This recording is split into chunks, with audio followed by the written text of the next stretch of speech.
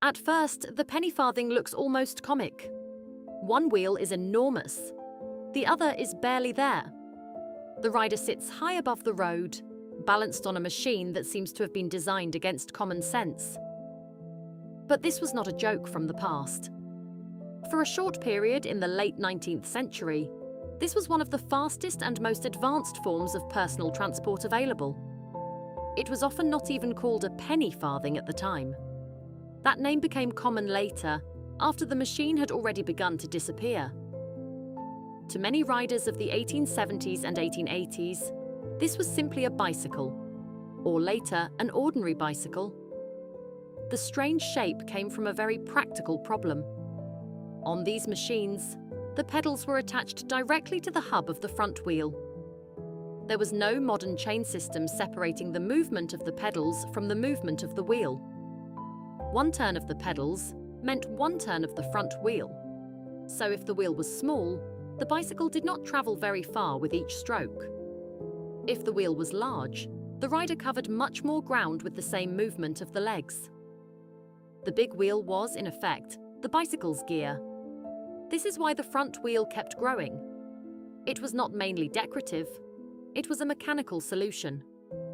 The larger the wheel, the faster the machine could go, at least on suitable ground, with a strong and skilled rider.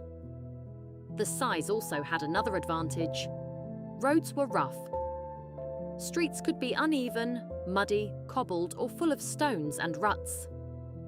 Before pneumatic tires became common, a larger wheel rolled more smoothly over bad surfaces than a smaller one. It softened the road not with rubber and air, but with diameter. Seen from our perspective, the design looks absurd.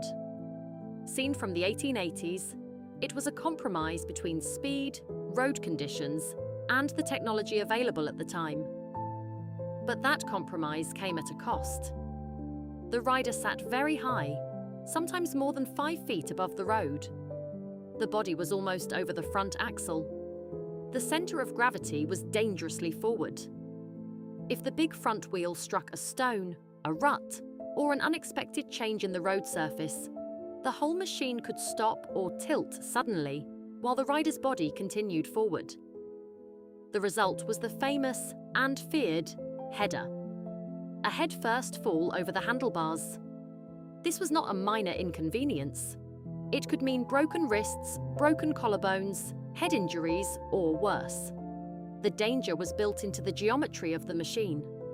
The very feature that gave the bicycle its speed, the enormous front wheel, also made the fall higher and more violent. Even mounting the bicycle required technique. The rider did not simply sit down as on a modern bike. He had to step onto a small mounting peg, push off, gain momentum, and climb into the saddle while the machine was already moving. Dismounting also required control. On a slope or during a sudden stop, the bicycle could become unstable very quickly. This is one reason why the high bicycle was associated with young, athletic, and often well-off men.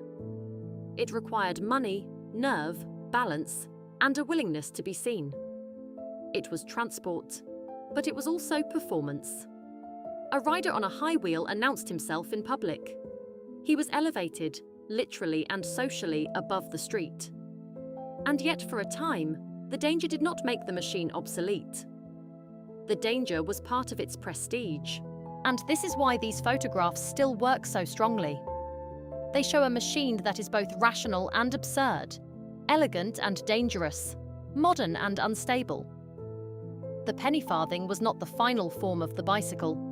It was a brilliant, risky stage on the way to it. For a few decades, speed looked like this.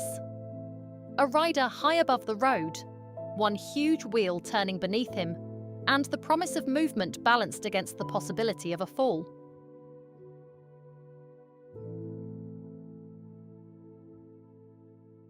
If this brought something to light, please like, subscribe, and leave a comment below.